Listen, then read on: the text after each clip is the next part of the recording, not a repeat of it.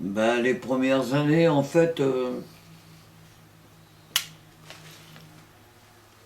j'étais un petit bonhomme. Alors, tu sais, comment c'est quand t'es jeune et quand t'es petit garçon et que t'es petit, plus petit que les autres, tu en prends plein ta gueule, quoi. Et puis, moi, ce qui m'a fait tout oublier, c'est quand j'ai vu les premiers films avec Presley au début, qui étaient sensationnels. Ouais, Jailhouse Rock et compagnie. Et, euh, et donc voilà, c'est ça. Donc après, ça m'est rentré tout de suite dans la tête et ça a pris la place que ça devait prendre et elle était importante.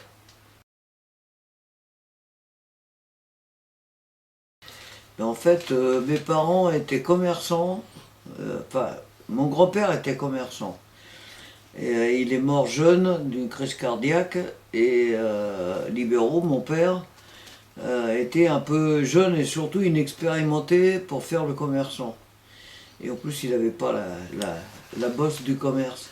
Donc il a fait deux faillites successives et quand tu viens dans une petite ville de province italienne, c'était quoi, 100 000 habitants quoi. Et après, t'es montré du doigt comme, tu vois, le perdant. Il a fait deux faillites. Donc après, il a cherché des petits boulots et puis il y avait une usine française qui cherchait des ouvriers. Et il y avait une usine qui faisait le même boulot en Italie, à Alessandria, qui cherchait des 200 ouvriers pour les amener, les envoyer au Havre. Alors mon père et ma mère, ils ne savaient plus quoi faire quoi, pour s'en sortir. Donc mon père est devenu ouvrier métallurgique. Et il est venu pour un contrat de 2 ans. Nous, on était toujours à Alessandria. Et puis, mon père revenait à Noël. Et puis après, il nous a dit, si vous voulez, comme ça, j'ai un boulot, j'ai une vie, je gagne ma vie. Il ne gagnait pas beaucoup, hein, sa vie, mais je gagne ma vie et je peux nourrir ma famille si vous venez tous là-bas. Alors moi, je l'ai béni, mes parents, d'être venus au Havre, parce que grâce à ça, j'ai fait mes premiers groupes ici. Je ne sais pas si j'aurais pu faire la même chose en Italie, je crois pas. Et puis le rock étant toujours là, ça m'a poussé dès que j'ai pu, dès que j'ai commencé à travailler à 16 ans, j'ai commencé à avoir un petit salaire. J'ai pu m'acheter une guitare, un ampli et puis faire mes premiers groupes, quoi. Donc quand j'y pense encore maintenant, c'est très bien qu'ils aient fait le voyage, même si ma mère a été malheureuse. On s'en est sortis tous les trois, ma soeur et mon frère aussi.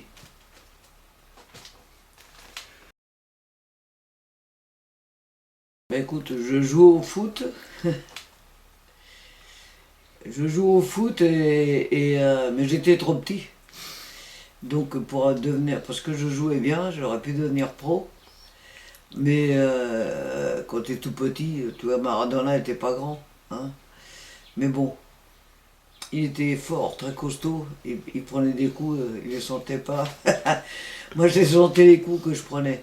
Et puis en même temps, il y avait le rock qui était là toujours.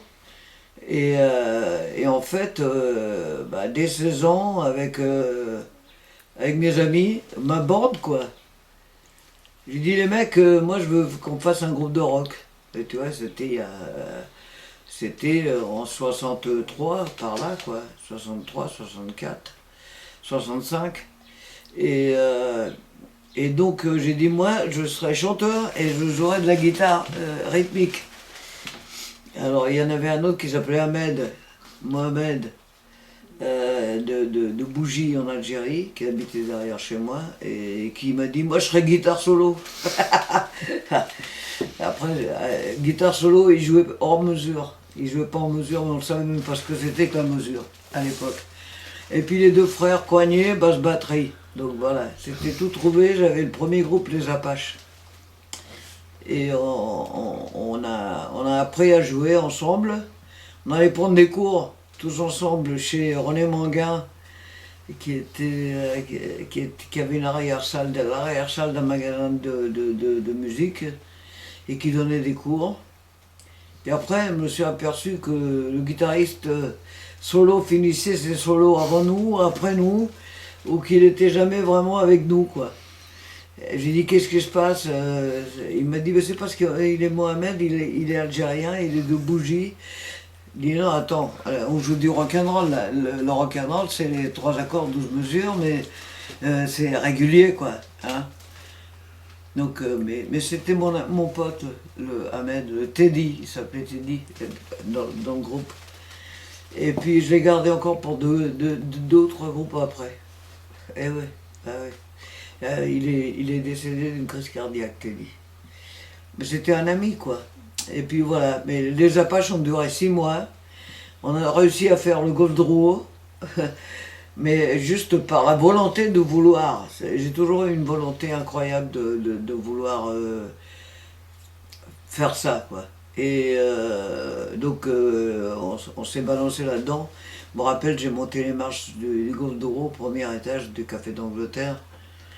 Et j'avais le cœur qui battait très fort.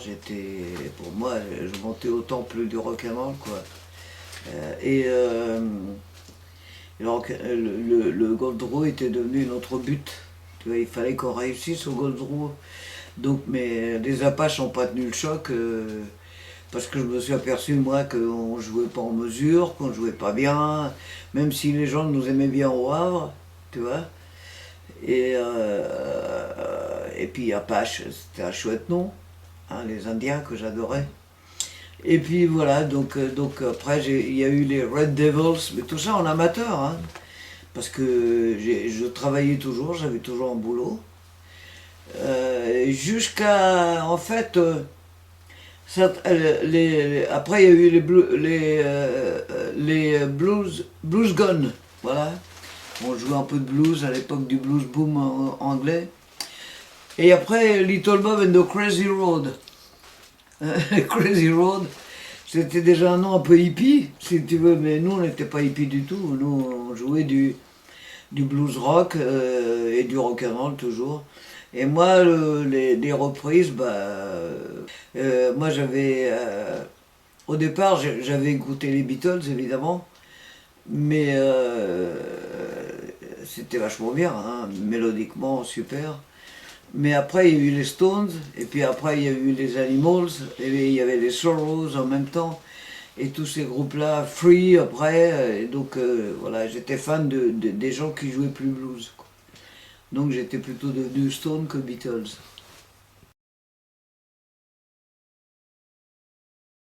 Simplement, je leur ai dit, voilà, moi je veux faire un groupe. D'accord. Et on est 5 là, on fait un groupe. On est 4, on fait un groupe. Et tout le monde m'a dit oui, oui, d'accord. Mais on ne savait pas jouer, il n'y en avait pas un qui savait jouer. On était vraiment... Après, moi, j'avais la musique en moi, je le savais. Je m'exerçais devant le miroir de l'armoire, avec une raquette de tennis. Et puis, voilà, c'est comme ça, quoi. Et puis on a commencé à répéter chez moi, dans ma piole. Ma mère, elle écoutait tout ça. Ça l'a pas rendu malade. Et puis ça a duré 6 mois, quoi. Mais on a commencé à jouer partout. On a joué dans les casinos de la côte, en attraction, dans les bals. Pendant que les musiciens de bal allaient draguer les filles ou boire une bière, et ben nous on montait sur scène. Et à force de faire ça au Havre, eh ben, il y a eu des coups où, vers la fin, vers les années 70, tu vois, du début des années 70, quand on jouait en attraction, les groupes de bal qui revenaient après moi, on leur jetait des pièces de monnaie parce que c'était nous, quoi. C'était nous les stars. Voilà. C'était rigolo. Donc le Havre a toujours été une ville assez rock. Il y a eu pas mal de groupes dès le départ. Et puis voilà, donc quand on a décidé, c'était en fin 74. Et on a commencé, on répétait tout le temps. On répétait tout le temps. J'avais le batteur Minot qui était à l'armée et on attendait qu'il revienne le week-end pour travailler tout le week-end. Ce qui fait que quand on est parti jouer en Angleterre pour la première fois, c'était en novembre 75, mais c'était une tournée inédite, quoi. C'est-à-dire qu'on connaissait un mec qui était de Rouen, qui était barman à Leicester, et qui avait écouté une de nos cassettes. Il avait fait écouter à... On n'avait même pas sorti de premier disque, même pas de premier 45 tours. Et il a fait écouter à une agence galloise, qui s'appelait West Coast, à Cardiff. Et le mec il dit, ouais, c'est bien, on les prend tout de suite, tourner 12 concerts en 12 jours. Alors nous, on n'avait jamais joué plus de 2 jours d'affilée. C'était raide. Mais bon, voilà, donc c'est parti. Et puis moi, ça m'a excité, ça. Et voilà, on va recommencer dès que possible. J'ai poussé le groupe à devenir pro. J'ai laissé mon boulot, tout le monde a laissé son boulot. Et on a monté le groupe avec Barbe Noire à la basse, Guy-Georges Rémy à la guitare, qui venait de Nice et que j'ai vu jouer, que j'ai pris tout de suite. Et puis Mino Cartier à la batterie. Et il y avait aussi Bibi Delahaye, Christian, celui qui avait la casquette en léopard sur la tête, qui jouait bien d'ailleurs, et qui lui a laissé tomber avant qu'on parte pour la première fois en Angleterre. Il a dit, moi, si je vais en Angleterre, je vais mourir sur scène, tellement j'ai le trac. Et c'est vrai, il pétait des cordes en jouant. Il était mal, quoi. Plus ça allait, plus on avançait, plus on commençait à parler de nous. Et ben, ça ne le faisait pas pour lui. Donc, il s'est rattrapé après, il a fait un groupe de blues. Bon, mais c'est pas pareil. Tant que t'es amateur, c'est pas pareil. Tu joues au billes, quoi. C'est quand il faut gagner ta vie. Monter sur scène, gagner ta vie, et c'est là le plus difficile. Parce qu'au départ, quand t'es môme, tu te dis on est les meilleurs du monde, mais en fait, on savait pas jouer. Mais bon, la première story, on savait jouer, on répétait, et dès qu'on a joué après, en 76, les premières 20 tournées en Angleterre, eh bien, il y avait même les punks anglais qui n'avaient pas encore explosé en 76. On n'avait même pas encore enregistré notre High Time, le premier album. Et ben ils venaient nous voir, les mecs. Et ils trouvaient tous qu'on était bons, quoi. Voilà, on n'a pas eu trop de problèmes. À part les Pistols qui nous traitaient de froggies dans les pubs, que je retenais mon batteur Mino Cartier qui était ceinture noire de karaté, qui voulait leur faire la tête tout de suite. Dis non, attends, on va nous interdire de venir après. Arrête tes conneries. Voilà. Après, l'histoire est longue. Et c'était un des guitaristes du groupe, pas Bibi, avant Guy-Georges, c'est Gilbert. Thierry, et parce que moi j'avais décidé d'arrêter. Écoute, ça va, j'ai écumé, depuis ça fait 10 ans que j'écume, je commence à me faire chier, à chercher des icônes. Il m'a dit non, non, non, on va te monter le groupe, puis tu vas l'appeler La Story parce que tu as déjà une longue histoire, alors qu'on était complètement amateurs, quoi. Voilà, c'est devenu de la Little Bob Story. Puis tout le monde connaît ton nom, donc voilà, on est parti de là. Il n'y avait que des reprises, on reprenait du Jeff Beck avec Rod Stewart qui chantait à l'époque, ses premiers. Let me love you baby, tu vois, des trucs comme ça. Parce que Bibi jouait bien le blues, et puis les premiers Small Faces aussi, parce que j'adorais aussi Small Faces. La preuve, c'est qu'on enregistrait All or Nothing dès qu'on a pu. Et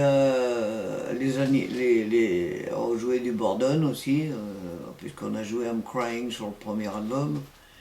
Toi, des reprises comme ça, quoi. Des Sorrows, on prenait aussi des groupes un peu, pas trop connus, quoi, pour que les gens découvrent quelque chose, quoi. Et on était bons, on savait jouer. On savait jouer, parce qu'on avait beaucoup répété. Parce qu'il n'y a pas de... c'est pas sorcier, même si tu as du talent, il faut travailler pour que le talent ressorte. Et nous, le talent, on l'avait, quoi. J'avais une voix, les gars avec moi jouaient bien. Et donc, voilà, quand on a fait Little Wall Story, que finalement on a décidé de laisser tomber nos boulots, parce que moi, ça m'aurait crevé, quoi. Ça me faisait picoler, ça me faisait boire. C'était pas bien, quoi. Et je me sentais pas bien. Et donc, voilà, on est devenus professionnels.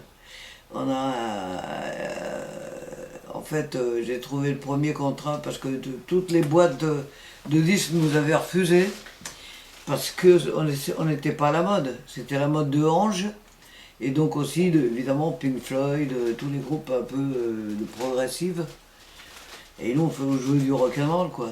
Hein, les reprises, il y avait du Little Richard, évidemment, des Animals, et puis Jerry Lewis, tu vois. Et, euh, et finalement, on avait fait une maquette. Et j'ai été voir Ange à Fécamp. Et il y avait leur tour manager. Et j'ai dit, écoute, tu peux porter ça au manager de Ange, à Jean-Claude Pognan. Et, euh, et puis voir si ça l'intéresse, quoi. Dans son disque, sa boîte de disque, c'était Crypto. Arcane au début, puis Crypto après. Arcane pour les premiers 45 tours. Après, paix à son âme, puisqu'il est décédé, il était un peu escroc quand même, tu vois. Ouais. Enfin, il nous a signé, donc il avait quand même pas le droit d'être escroc, mais on savait pourquoi. Et en fait, il a reçu la cassette et j'avais donné le téléphone, il m'a appelé. Il m'a dit Bob, je te signe 3 disques en 10 ans. Moi, pour moi, c'était une aubaine. Parce qu'avec les gars, on commençait à se dire merde, si on trouve pas de maison de disques, on va être obligé d'arrêter, quoi. Nous ne voyez pas, nous, faire notre maison de disques nous-mêmes, on ne savait pas. Alors voilà, j'ai dit aux gars, ça y est, on a une boîte de disques et on va pouvoir enregistrer. Et tout le monde était heureux, donc on s'est lancé dans l'histoire. Après, on n'a pas tout de suite gagné notre vie, pas du tout. On gagnait que dalle.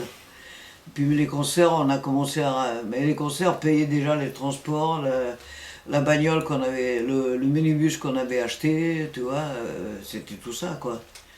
Et on avait acheté du matériel, parce qu'à ce moment-là, il n'y avait pas de sono dans les salles où on jouait. On jouait dans les MJC, dans les petites salles comme ça, dans les clubs, il n'y avait pas de sono.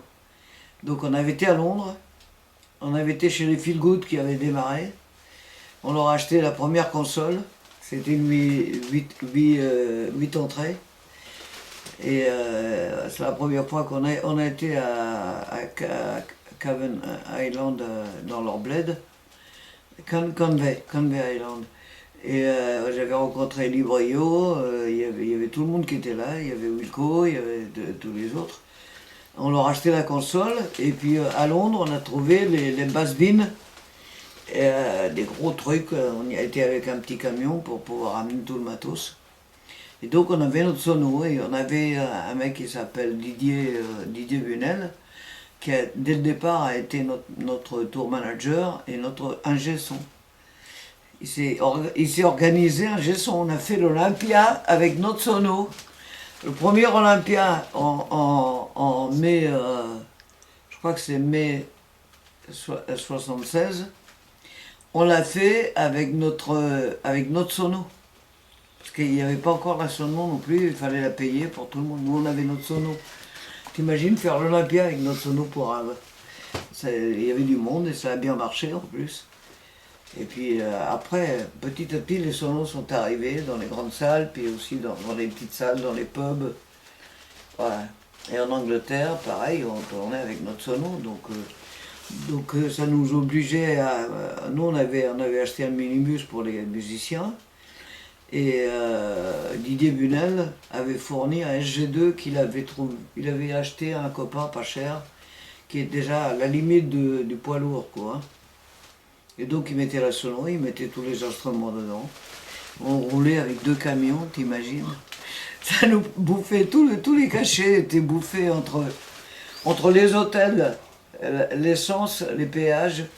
des deux véhicules. Il nous restait pas un rond. On a tourné en Angleterre, mais on était content d'y aller, on s'en foutait. On n'avait plus, même plus une livre pour s'acheter à bouffer, tu vois. Et alors, te dis pas les petits déj dans les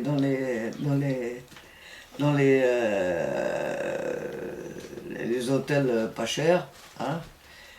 On était les plus grands bouffeurs du monde, quoi, de petits déj, parce qu'on n'avait pas bouffé depuis la veille.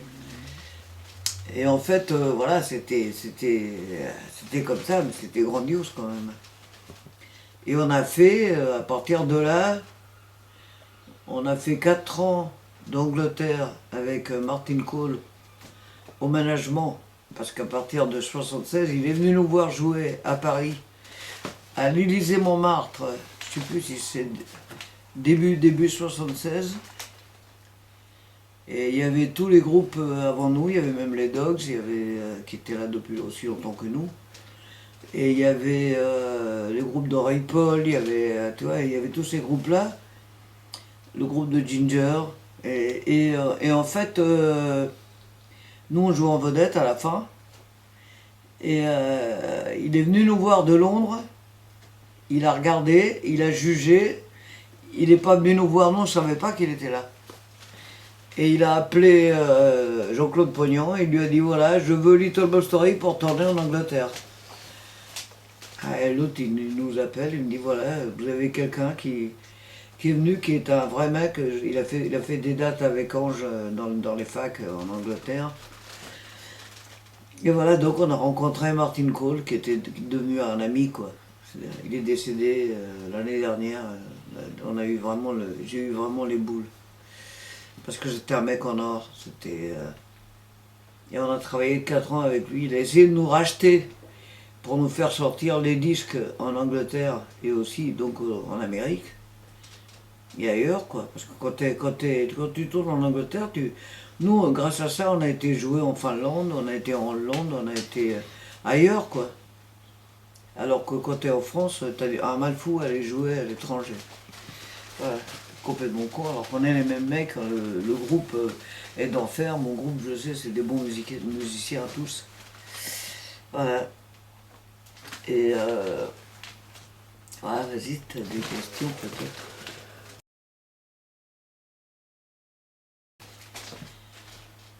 Ben, à partir du moment où on a décidé de faire ben, j'avais 30 ans, j'ai pas essayé avant, je ne voyais pas la nécessité. Puis à partir du moment où on allait faire un album, là il faut écrire. Donc des chansons sont venues comme Days of My Youth, comme High Time, comme So Bad, tu vois. C'est des bonnes chansons. Encore aujourd'hui, quoi. Avec des bons riffs de guitare qui pètent bien, quoi. Et Guy Georges Grémy est un guitariste fabuleux. Et en plus, j'avais une super section rythmique, parce que Barbe Noire, quelle énergie, comment il poussait le groupe, il tenait la route. Et Mino était obligé de jouer aussi bien que lui, quoi. Hein, et c'était fabuleux, quoi. Hein. On jouait comme des dératés, on tournait, on faisait 25 concerts en 27 jours en Angleterre, t'imagines? Et puis comme les journaux français comme Rock and Folk ou Best, ou il y en avait un autre, c'était... il y en avait un autre, je ne me rappelle plus. Même c'est comme ça que j'avais rencontré Hervé de Place, parce qu'il est crevé là-dedans. Après, il a été chez Rock and Folk. Et avant de devenir agent, enfin, de travailler chez Musique Disque. Et donc les journaux parlaient de nous. On était le premier groupe français à tourner en Angleterre et à s'en sortir. Parce que, tu vois, en plus il y avait les punks qui sortaient à ce moment-là, qui explosaient juste au moment où nous, on tournait intensément. Donc on jouait tellement rapide, les morceaux qu'on nous prenait pour des punks. Mais moi mon truc, on jouait rapide parce qu'on était speed aussi. Et puis parce que moi j'étais fan de MC5. Et MC5 c'était aussi un groupe qui donnait mais qui était un peu plus politisé. Et liberté toujours, contre la guerre, contre l'esclavage, contre... Et j'ai appris beaucoup par ça. Et donc, mais bon, on est sorti en même temps que les punks en Angleterre, donc en même temps que le pop rock d'ailleurs. Donc on était pop rock ou punk, tu vois, suivant les cas. Alors que pour nous, on était un groupe de rock and roll, c'est tout, quoi. Ouais. Et ça a été une aventure extraordinaire. Et je pense que si je suis encore là aujourd'hui, en état de chanter et de tenir mon groupe, c'est que j'ai fait ces tournées en Angleterre. Parce que ça m'a donné une force en moi, puis de réussir, parce que j'ai vu d'autres groupes français se faire jeter comme des n'importe quoi. Hein, j'en ai parlé un peu dans Rock and Folk, le dernier. Là. C'est vrai que j'aurais peut-être pas dû en parler de ça, mais les téléphones qui arrivent, bien téléphone, en première partie des Ramones sur Hammersmith Odeon, il y avait 2500 crêtes. Et quand ils ont dit We are téléphone, we are from Paris, il y a eu une tonnerre de crachats qui leur sont arrivés dessus. Heureusement, on avait été les voir avant pour leur filer une ligne de coke. Justement, quand j'ai rencontré ma Mimi en 86, donc déjà c'était presque la fin de la story, on était en train de faire Ringo Lavio, de préparer Ringo Lavio. Et j'ai arrêté de boire à haut niveau. J'aime bien boire un verre, du bon. Que ce soit le vin ou le whisky, j'aime que ce soit du bon. Et puis, de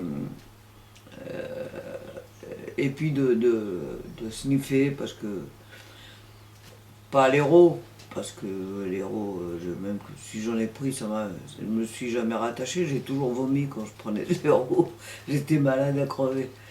Donc voilà, la coke j'aimais bien. Mais j'ai arrêté tout ça, parce que je me suis dit la vie vaut le coup d'être vécue. J'avais une petite femme qui m'aimait et que j'aimais. Chose que je n'espérais pas.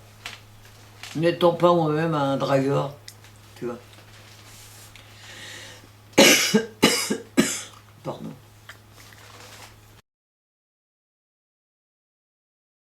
C'était avec les Apaches. On avait joué à Harfleur, qui est un bled de la banlieue du Havre. Et il y avait une scène avec une sono pour Havre, où il y avait été découverte, tu vois, pour découvrir les gens. Alors nous, on y a été, même pas la batterie complète, juste la caisse claire. La caisse claire, les deux guitares. Moi, j'avais acheté un ampli, 25 watts, et j'avais branché ma guitare dessus, le chant, mon micro, et le micro et la guitare de Mohamed, de Teddy. Bah écoute, j'ai commencé à chanter, j'avais la bouche qui séchait, un traxir énorme, je ne pouvais plus ouvrir la bouche. Je ne vais pas pouvoir chanter là. Donc en fait non, j'ai bu un verre d'eau et puis ça a été, mais c'était terrible quoi, c'était terrible. Et bah, il n'y avait pas encore de groupe au Havre, donc les gens ont bien aimé quoi. Je comprenais pas pourquoi ils aimaient, mais parce qu'on savait pas jouer, c'était vraiment au tout début quoi. Même au tout début des cours, on savait à peine mettre les doigts sur les guitares, tu vois. Voilà, donc j'ai eu une peur énorme et un trac terrible, la bouche qui avait triplé de volume à l'intérieur, d'après moi. Hein. Voilà. Et puis des petites expériences, par exemple, on déjouait dans un grand cabaret qui faisait restaurant au jour de l'an. Il y avait de tout, il y avait des clowns, il y avait des gens qui faisaient des jeux d'adresse. Et puis nous, on était prévus à 2h du matin. Alors il était 11h, ma mère avait fait des raviolis. J'avais tout le groupe qui était là, me dit, oh bah vous passez à 2h, vous avez le temps de manger. Surtout les raviolis de ma mère qui étaient tellement bons. Alors je mange les raviolis, Et puis après, bah, on arrive à minuit sur place, ils me disent, vous jouez tout de suite. Parce qu'il y a des numéros qui ne viennent pas ou qui ont été écourtés. Donc vous passez tout de suite, c'est à vous. Tu parles, moi je venais de bouffer, j'avais l'estomac bien plein. Et quand tu chantes, ça vient de là, quoi, le chant, tu vois. Et j'avais un traxir avec la bouche épaisse, pareil. J'ai souffert. Je me rappelle, j'avais des photos de ça, on dirait un gamin, parce que moi, à 16 ans, 17 ans, on aurait dit que j'avais 10 ans, 12 ans, avec ma guitare. J'ai joué de la guitare au début, et puis après, j'avais la peau tellement fine que le cal qui se met au bout des doigts à force de jouer, ben moi, il se barrait, et donc j'avais de nouveau le sang. Je saignais des doigts. Donc au bout de 3-4 fois que le cal se cassait, je me disais merde, j'arrête là. Je peux pas continuer comme ça, parce qu'en plus ça fait mal de jouer quand t'as plus le cal. Là c'est terrible, tu joues avec les doigts qui saignent. Bon, j'étais pas Hendrix non plus. Hein. Mais ça me servait à faire le con la guitare. Tu vois. Voilà. Et donc j'ai arrêté au bout de 6 mois. Au bout des Apaches, j'ai arrêté la guitare. Donc après c'était Little Bob and the Red Devils. On gagnait des concours. On gagnait des concours à Rouen, partout où on jouait, parce qu'on avait tellement la patate. Parce que moi j'ai toujours eu la pêche, tu vois. Heureusement, j'ai encore cette pêche-là aujourd'hui. C'est un peu plus difficile sur scène, je ne peux pas bouger autant. Mais toute la pêche que j'ai gagnée en Angleterre, je l'ai encore maintenant. Voilà. On revenait de tourner en Angleterre pour aller au premier festival, en 76. Et il y avait que nous et les Count Bishops. Il y avait Bijoux, il y avait plein de groupes français. Il y avait Jean-Pierre Calfon, le comédien qui chantait. Il y avait Police, hein, avec le français qui jouait avec eux. C'était pas du tout le Police qu'on a vu après, qui a fait les gros succès, Roxane et compagnie. Et on est arrivé presque au moment de jouer, mais il pleuvait. Donc ils avaient arrêté le concert. C'était vers 8h, 8h30. Donc bah, nous on joue là à 9h, la pluie va arrêter. On va rejouer nous. Donc il y avait les Damned qui étaient là aussi. Shakin' Street. Je me rappellerai toujours du fait que le batteur de Shakin' Street, qui était un môme, il était très jeune, quoi, qui était venu me voir, il m'a dit Bob, surtout ne prête pas ta batterie au Damned parce que Russ Cabbage, il m'a cassé la mienne. Parce qu'ils avaient joué, ils avaient emprunté la batterie, ils l'avaient foutu en l'air, il l'avait à moitié cassé, quoi. Et puis on voit arriver Russ Cabbage quand on arrive. Ah Bob, I would like a drum kit. Et je voudrais ton matos de batterie. J'ai dit, oh écoute, t'as apparemment cassé la batterie du mec de Shakin' Street. Alors le batteur c'est lui, c'est Mino Cartier, il est ceinture noire de karaté. Démerde-toi avec lui. Alors lui il a dit oui, parce qu'il voulait jouer après tout le monde encore, après les Count Bishops encore, il avait déjà joué avant. Il voulait rejouer. Et donc Mino était derrière lui pendant qu'il jouait, à la fin, comme ça, les bras croisés. S'il avait fait le moindre connerie, il lui aurait pu filer une tarte dans la gueule, tu vois. Et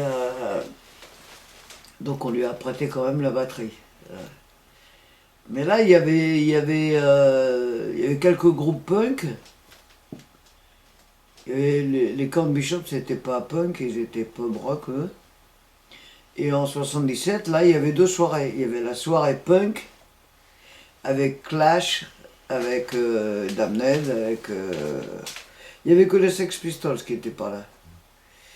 Et puis, le lendemain, il y avait la soirée rock où il y avait Dr. Feelgood, Count Bishops, il y avait nous, il y avait Bijou, il y avait Ton Tyla Gang, le groupe de Sean Tyla, qui avait fini Dogs Deluxe.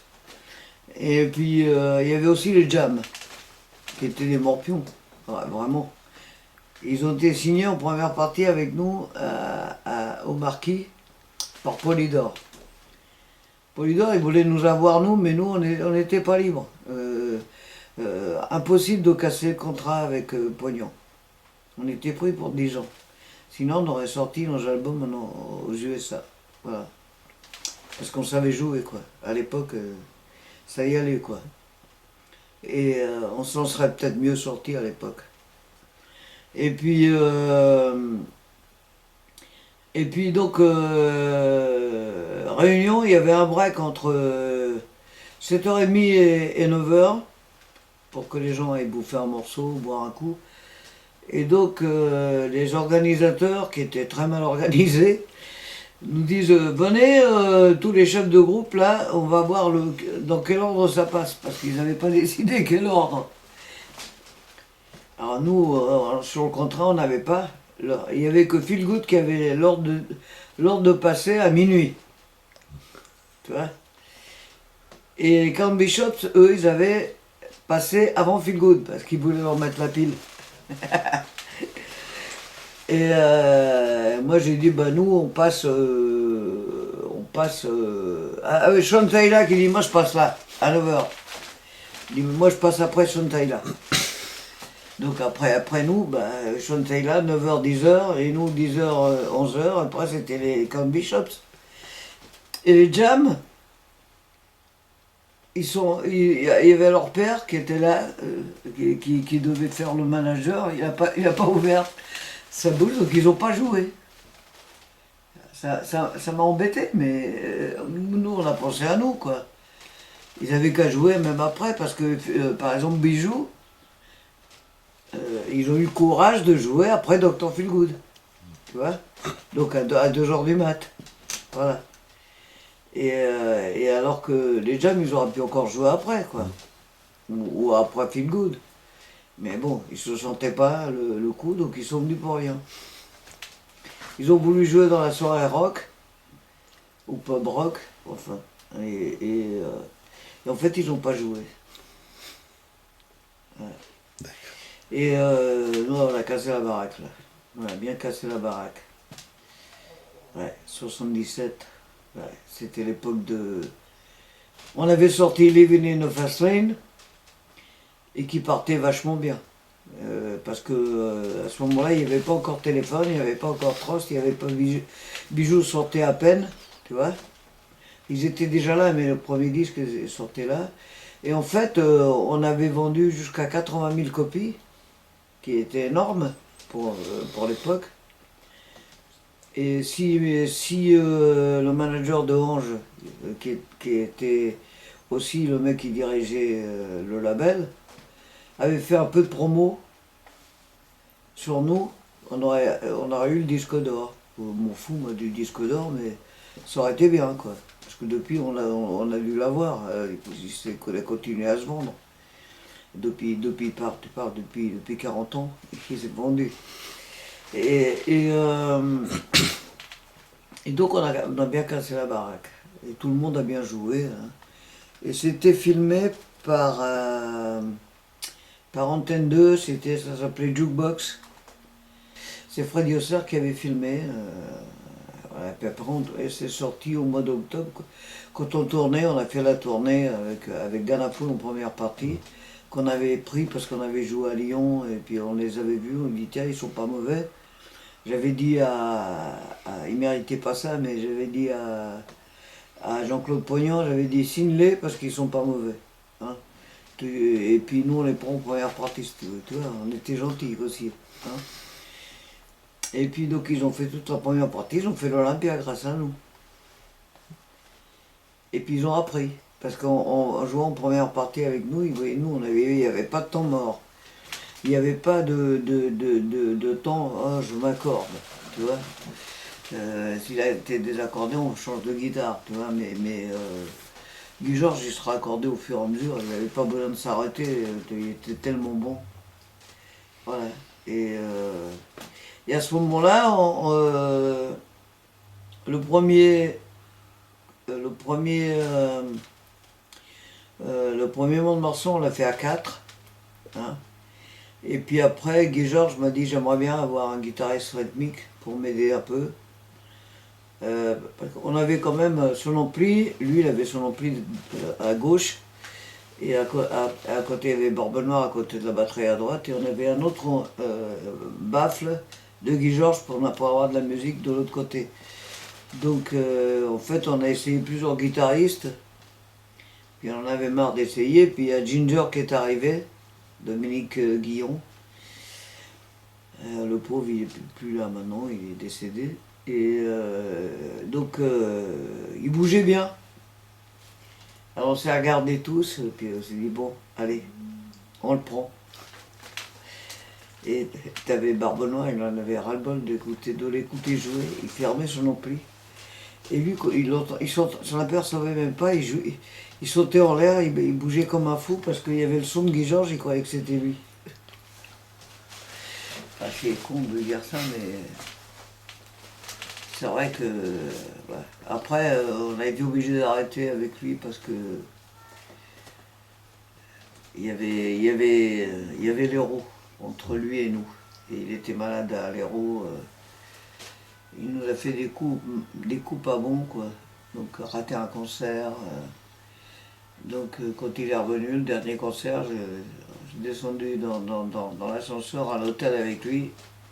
Il dit tiens, je te paye le train, on était à Valence. Je te paye le train, je te paye le concert d'hier soir. Et voilà, tu rentres à Paris, puis tu vas jouer avec qui tu veux, mais pas avec nous. C'est fini. Parce qu'il avait manqué un concert dans la petite tournée qu'on avait fait dans le sud, tu vois. Et parce qu'il était avec une copine qui avait de l'Hérault.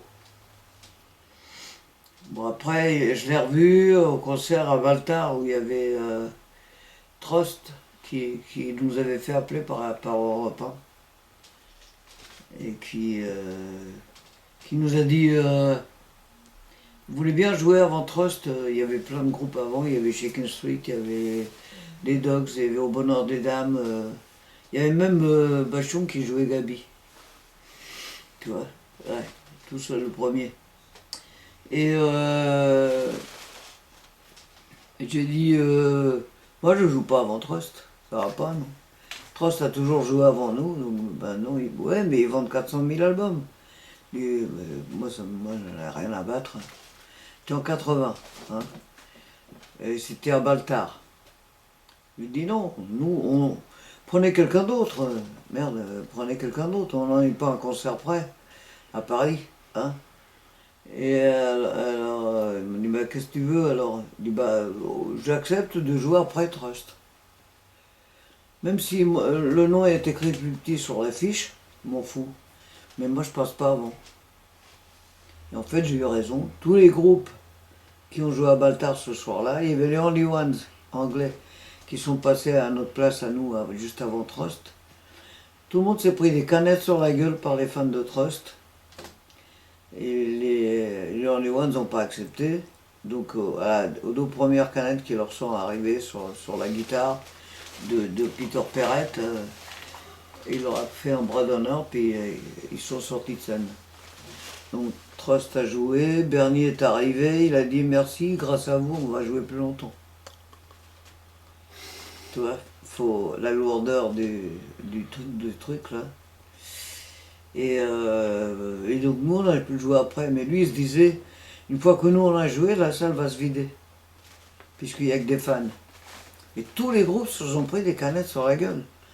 Il y en a qui sont partis, il y en a qui sont restés, jouer une demi-heure quoi.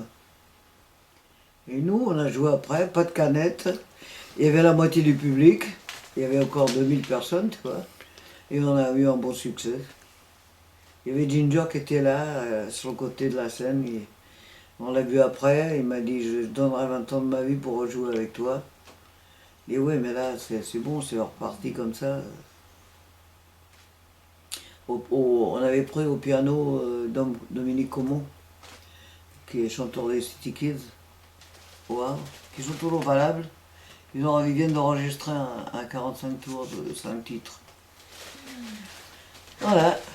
Donc ça, c'était l'époque où après, j'ai refait le deuxième Little Love Story. Parce que après Lighter My Town, quand Barbe Noire a laissé tomber, on avait déjà plus Guy Georges parce qu'il s'était mis à boire comme un trou. Et, euh, et Vico était parti aussi, j'avais appris Mino, et pour moi il était plus tout à fait dans le coup. Et puis j'ai dit bon j'arrête là les gars, j'arrête le groupe. J'ai gardé François Géin à la basse, qui jouait bien. Et puis comme c'est dommage, Barbenin a arrêté de jouer, il m'a dit Bob ça va, ça fait 10 ans que je suis avec toi. Et maintenant je sais qu'on s'en sort un peu difficilement.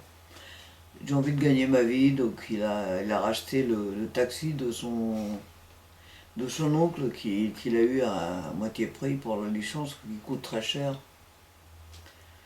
Et voilà.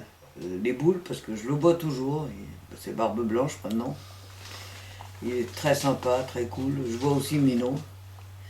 Mino qui m'a dit aussi les années où j'ai joué avec toi, c'est les meilleures années de ma vie. Merci les gars. Bah, c'est-à-dire que moi j'ai toujours fait ça en y croyant, quoi, en y pensant sérieusement.